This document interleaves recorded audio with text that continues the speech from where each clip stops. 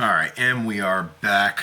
Going to do part two of congregations. So before we kick this off, I do want to do a little shout outs because unfortunately, you know, it's very much like the best kids in the house sometimes are kind of ignored, not out of lack of love or attention, but because the bad kids suck up all the time and all the energy in the Father's house. This is the same thing right now because we do have some awesome congregations. So shout out to Yahweh's Restoration Ministry. You guys are absolutely phenomenal. I love every one of you. Your services are beautiful. Living Messiah Ministries, you guys are also right there with me. I love all of you. Good job. I really like the dancing. I think that's a cool thing. So another thing, guys, don't be afraid to personalize your ministry. These are your congregations, and a big part of being in the family, a part of the Holy Family is, your own niche. How do you honor the Holy Family? That's really cool. So again, keep all that stuff up. Torah observant Israel. Again, Rabbi Steve, you're doing a great job. Love your teachings. Left and Right Ministries, right? Lyndon Ruth, you guys are awesome. Keep that up.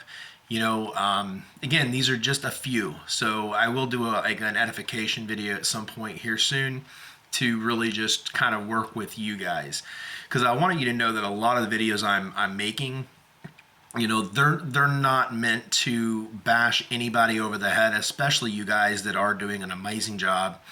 Keep it up.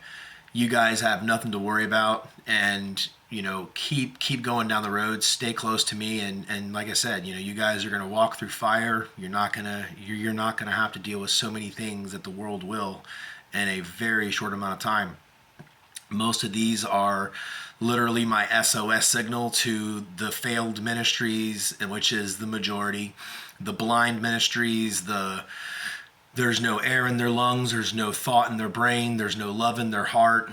They're mummified walking vessels, working a job, and that's not the key. That's not what we're doing here. So again, just to highlight, you guys are doing great. Keep it up. And hey, I look forward to meeting a lot of you. I do plan on at some point, making my way not only to certain parts of the country, but myself, I will be relocating in the not so distant future. And once I kind of get my permanent setup, then I'm gonna be a lot more active in the community. And if all goes right, and it will, because it's my will. But when I have the land, I have all these resources. I'm going to be sharing it with you guys, left, right, hand over fist. So everyone's going to be taken care of, because my big overall picture, because I don't want to confuse anybody either, right? These are the end of days. But understand that right now, everybody is scattered amongst the winds. All the children of Israel are still all over the place. More than half of them are still stuck up the butt of Babylon. And then I have the massive Gentile problem, as some of them are coming into bloom. Like, I really need to get these fruits off the vine, or, off the shelf and on the vine. I know that's, kind of backwards, but that's what it is, right? As they're coming to fruit, they're basically, their heart is fertile soil, and I need to start cultivating that and working with them so I can ensure the Spirit is put in there.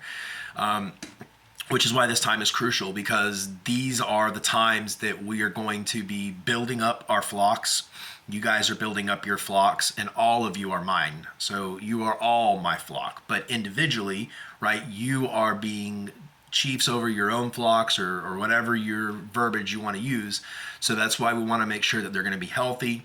They're being fed truth. They're being fed spirituality in a real way, right? So we don't want to try to go with a lot of that, like, you know what I mean, right? You have the bell curve. You have people that will take it to, like, everyone's one within the universe. No, like, there are very black and white differences between a lot of these things. So I don't want, people to get confused and mixed up. So some of the ministries I pointed out, you guys, again, big responsibilities, but you all have wonderful talents. You have been walking left and right with me, which is not only appreciated, but that is storing up the treasure in heaven. So these are things that, I always look back on remembrance. So anytime I think of you, I think of you in fondness. That's releasing some of that's releasing some of the treasury in heaven for you. So just like if I look at a group of people or a person or a particular situation, and if I have like really good outcomes, good potential outcomes, lots of spirits, lots of movement, like all this potential, I'm going to start pouring out the Ruach. And what does that mean, right? So when people are reaching out in intercession or they're requesting the presence, whatever fashion or way, right?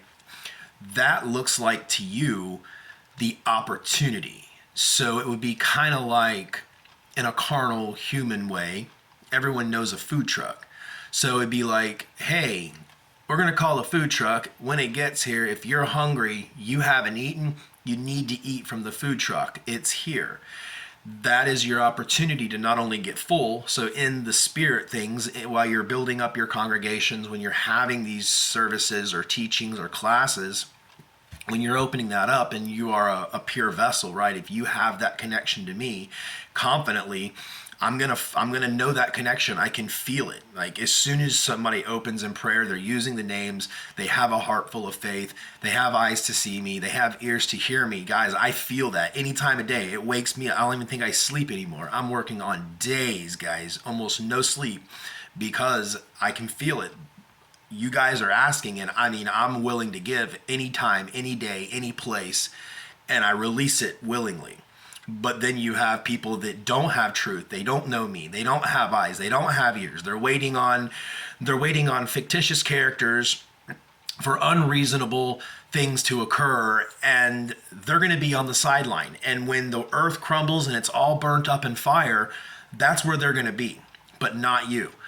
So what we want to do is we want to take every day as if we're going to see tomorrow, right? Because remember, it's a process. So as the children of Israel were coming out of Egypt, they all were thinking the same thing. Like, well, is it going to be this week, right? We're going to walk into the promised land. We're going to jump over there and take a milk and honey bath. All is going to be great. They didn't anticipate that it's going to be a journey. Now, who made the journey longer, right? Did I? No, I would have loved to the very next week to be taking baths and milk and honey. I would have very much loved not to have had to, perform miracles, the cloud by day, right? The pillar of fire at night, the showing of my back on the mountain, like all these things, right? To try to build faith, and it just doesn't matter, right? No matter what I did, no matter what I performed for the children of Israel, they were almost unmovable. And it had to take this 40 years of wandering. Like, that's what I mean. And you can only go back and read the passages, and that's only a half truth too. But it's still more accurate than most. But what I mean is, you can only study that stuff now. Those of you who are right now in the process of gathering your belongings, you're still wearing all the Babylonian stuff. You guys are trying to essentially sober up. Right? You're sobering up. You're coming to that realization. I'm trying to hand you the cup of coffee like, hey, come on, let's get sobered up. I want to start moving you guys out. I want to start getting physical things moving, because I want to do great and mighty things that you know not. Like, I want to do so much more for you that, I'm just waiting on you guys. And you guys meaning the flocks that are still in waiting, the flocks that are still believing in false names, the flocks that are still leading astray, the flocks that continue to try to educate wrongly, the flocks that still overcomplicate simple matters, the flocks that still want to go to heaven by the works of their hands without the grace and salvation that only I can provide. They still want to come against me because I don't fit the blueprint that they have in their mind. It's not my problem, that's your problem. So once I can continue to be beating down these barriers, and it's like shaking the tree, guys. I'm gonna shake these trees. I'm gonna know who the rotten fruits are. I'm gonna know who the strong fruits are. But at the end of the day, I'm gonna get what I want, and I'm gonna achieve the numbers I want, because that's what I require before I can move everybody into a safe place. That's the first thing, right? I want to gather Not only the children of Israel, but all those that are in the Gentile covenant. But the thing is, you got to know me. Guys, you're not going to get there unless you can understand what I'm saying, get the truth, and be baptized by the fire of the Spirit. And then we're going to move to a safe location. It's more than likely going to be on my own land. And even before we get to that part, like, there's a lot of things that are going to happen before that. But I'm saying that this is not like where it stops. Like, if anything, I would even say we haven't really even begun. This is very much starting to, I'm putting the hoe in the ground. I'm starting to rough that ground up. I'm throwing big rocks out, all these things. I'm getting the ground ready. I'm ripping out weeds. I'm burning certain parts of the field. I'm really getting it edged up.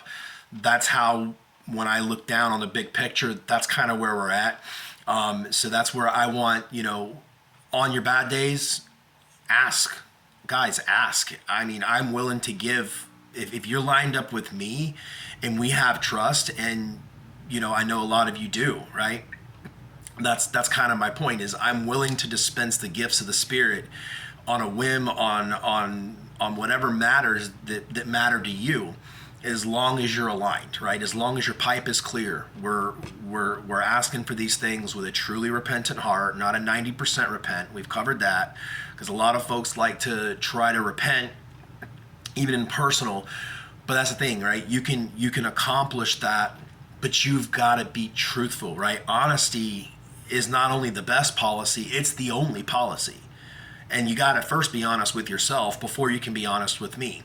And a lot of people don't even understand that by nature they're liars, by nature they're wicked, by nature they do wicked and evil things. And again, if you relied on the world to say, oh, you're wicked or you're good or you're evil, guys, you'd never have a true and absolute understanding of those things, because the world in itself is inverted. Things are literally evil and propagated as good, and things that are good are propagated as not good. That's my point, right? You guys are all so bathed in this stuff every day that no one really even knows the truth. And so even your half-truths, right? Jesus, like, again, this is what I mean. Proof upon proof upon proof upon proof. You still have that name in your mouth because you know you're unholy. You know you're unrighteous. You know you don't have a mind for me. And at the end of the day, I know a lot of you are really agents for the devil. And I'm going to get you. Remember, I'm a demon killer, guys. I go in spirit on a day-to-day basis. And when I do, I'm sowing my own seeds, I'm spinning my own webs, and I'm making sure that I accomplish what I want, and that is entrapping demons in as many as I can with them, and then I collapse that entire microscape, that entire microscape. I collapse them, get rid of them, then they come in the soul. I take what I want, if any, usually none. Then I try to trial them up. A lot of times they still fail the trial, but what that does is that gives me confidence of making my final judgment. So I've shared with you guys several times, when someone passes and they have cases. So a lot of times my angels will go out and they'll assign cases on purpose, because they're like, all right, I know Yahweh wants to work still this person, right? They did die in vain. They had all these issues, but let's see if the boss can kind of work it out. And I will. So what I'll do is I'll essentially bridge a gap between their death and the event that led up to their death, and then I'll bridge that gap so it never actually happened in their mind, and then I myself personally will manifest as a different person, place, or thing, but I'm going to be the one testing them through a trial of fire, and then I see what they're truly made of. And the thing is, it's not something you can fake, right? You can't hide from these things. I don't want to go too far into it, because it's very personal with individuals, right? Each person is going to have to deal with that on their own if you have a case. If you have a case, and most of you do, unless you're the congregations I spoke about, edified, and that's not a limited list. There are more. But my point is, right, if you're in those congregations, you're lining up with me. Continue to line up with me, right? Continue to walk step by step with me, versus those who are not, because I'm going to have to try them by a different fire, a different way, and you don't want to get caught up in them. So right now, especially, we have probably the majority of people are not even assigned to a congregation. They don't have a flock. They don't have a tribe. They don't really have much of anything, except for usually the components of like fear, Like, I know something's going on. Like, even your really staunch non-believers, they know what's going on, and I am what's going on. So that's the deal. But for all the negative consequences that are going to have to happen on the earth, there are positives. So remember, congregations is, you guys are all under my hierarchy, right? I'm going to make sure that everyone is going to be fed, safe, and spirits included, all these things, gifts of the Spirit. You guys are going to go where I go, and then you'll be inducted into my home.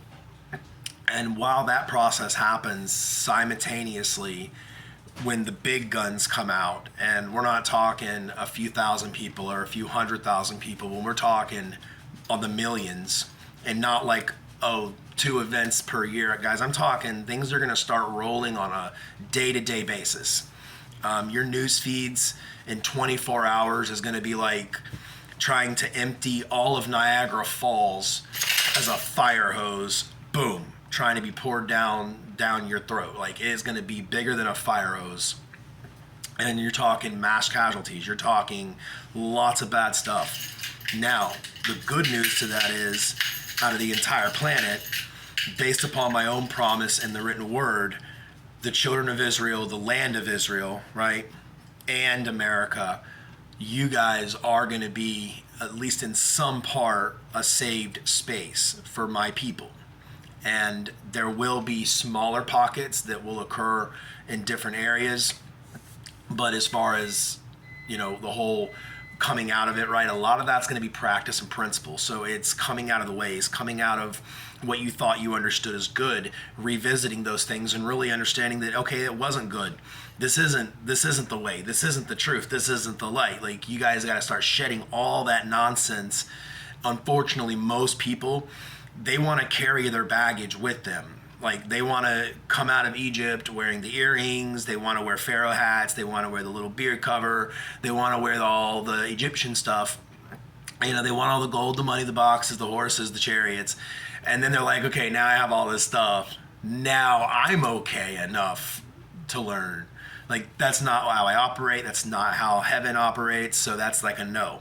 You're going to have to shed all that stuff, or if you continue to do it, then you're going to go and fall by the sword, or you're going to fall by plague, you're going to fall by one of the horsemen, you're going to fall by something, some means. Because when I am marking people, places, and things, when I go around and I'm putting my little signature on these things in spirit, it'd be like I'm tagging, like, oh, Yah's out tagging in spirit. What's he tagging next? Well, you can guarantee you whatever I'm tagging, the will is sure to follow. So that's what I mean is I'm trying to do this in a gentle way. But unfortunately, it's like, until the peril gets so bad, until the world is put in such bleak outcomes that only I can get you out of, we're never really going to have that true transformation of mind, of spirit, of soul, and the humbleness and the meekness and all the qualities I desire you to have. Because imagine, I'm going to be giving you something that can't be weighed in gold. I'm going to give you something that's greater than every piece of money on the planet could not even amount to a tip compared to what I'm going to give you. So that is going to require some work on your part. And that's a big problem I have with Christianity, right? You guys, essentially, in your minds, you're practicing witchcraft. Like, you are essentially saying, like, I'm going to speak this into existence. Jesus is going to save me. When I die, I'm going to heaven. Like, I have it on my lips. I wear the crucifix. Screw my actions. Screw how I do this. Forget how I deal with that. I said it. Like, I'm good. Guys, that's a human invention. That is literally a human invented thing, much like so many things in the Bible.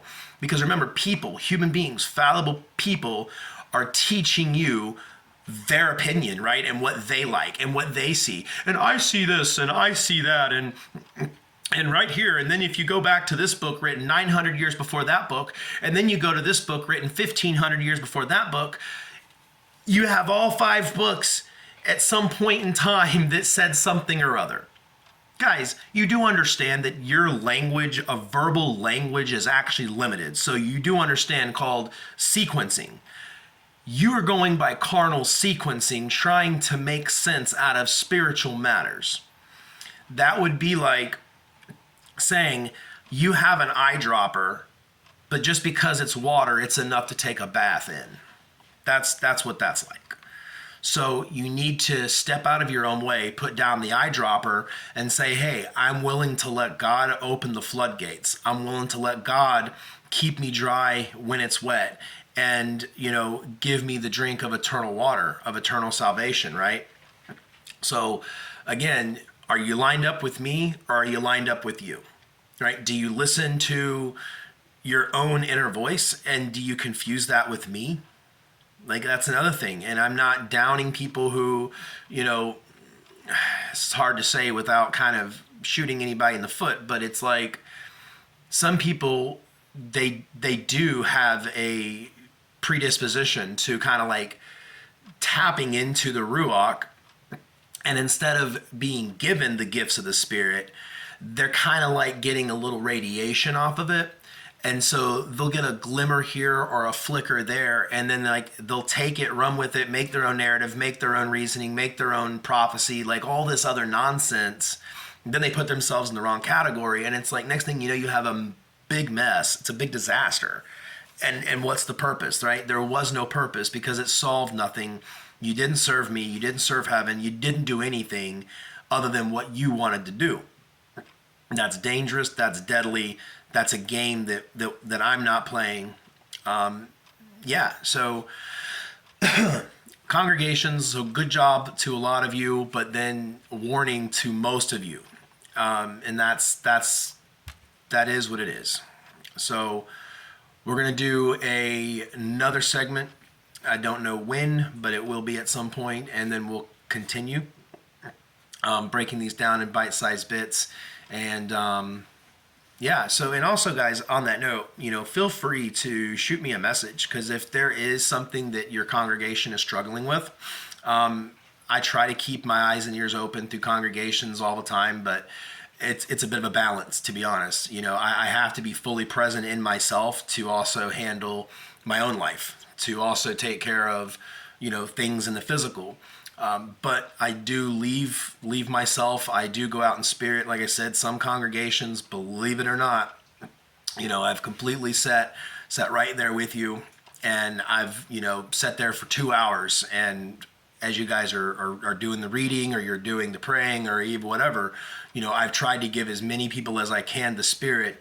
That's the frustrating part, right? When I'm investing hours into a congregation and 1 or 2 people have it right, but the rest of them still don't, then I'm like wasting my time. And it's like, you've had these talents, you have these gifts, you've been given this position and power and authority and a church and a people and all these things you've been given, but you're afraid.